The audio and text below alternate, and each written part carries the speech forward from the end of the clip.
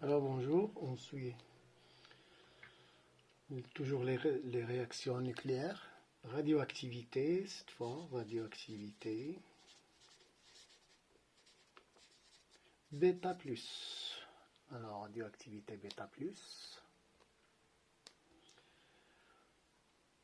Alors, cette radioactivité bêta plus provient des noyaux qui possèdent trop de protons par rapport au nombre de neutrons. Ils ont plus de protons que de neutrons. Donc, un proton va se transformer en neutron en émettant un positron. Alors, c'est quoi un positron?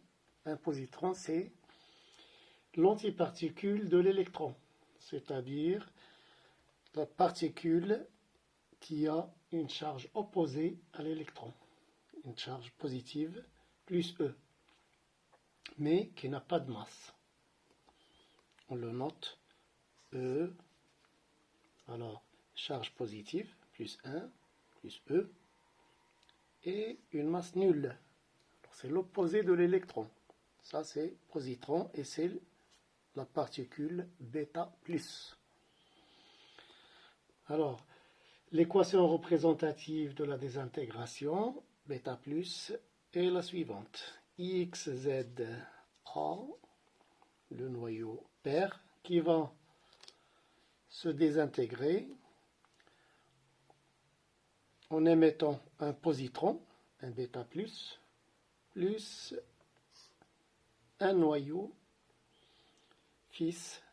Alors, suite à la loi de Soddy, il doit garder le même nombre de masses, A égale A plus 0.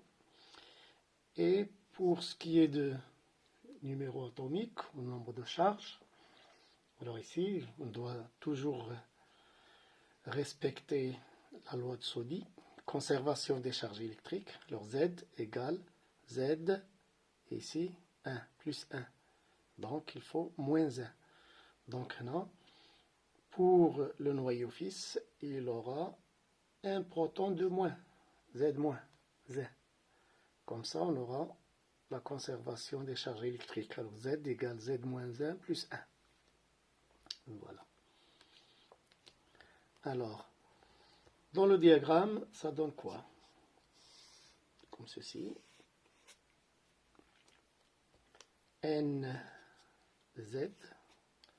Alors, le noyau fils sera ici. Le noyau père sera ici. ZA.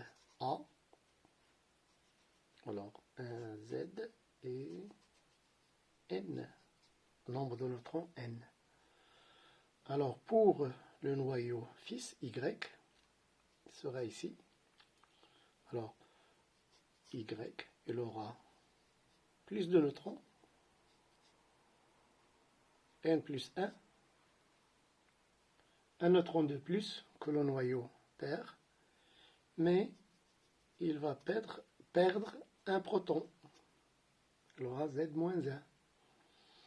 Et cette transition va s'accompagner d'une émission bêta plus, c'est-à-dire d'un positron.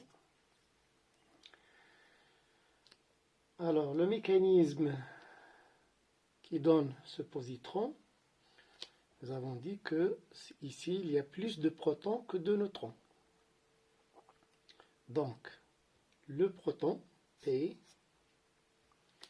va se transformer, P1, va se transformer en neutron, que l'on retrouve ici, N plus 1, neutron, donc une charge nulle, une masse.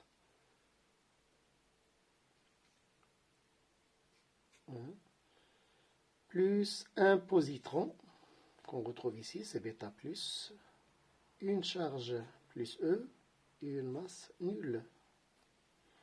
Donc comme si ce proton va se séparer en neutron, qui a une masse, la masse du proton, et un positron qui n'a pas de masse, mais qui a la charge du proton, comme si on séparait la masse de la charge.